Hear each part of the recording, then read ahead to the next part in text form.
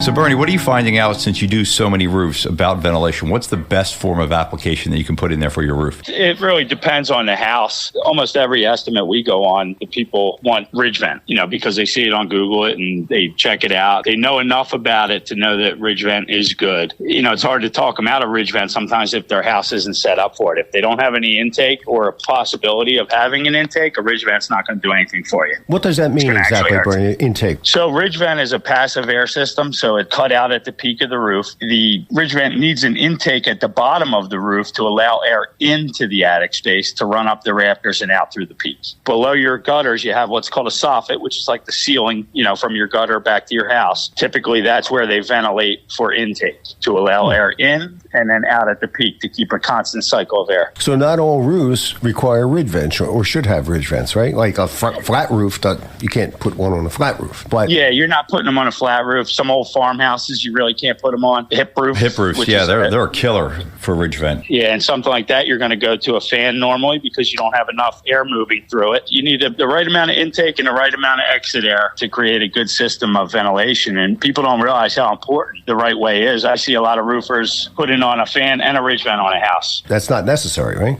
Not necessary, and it's counteractive.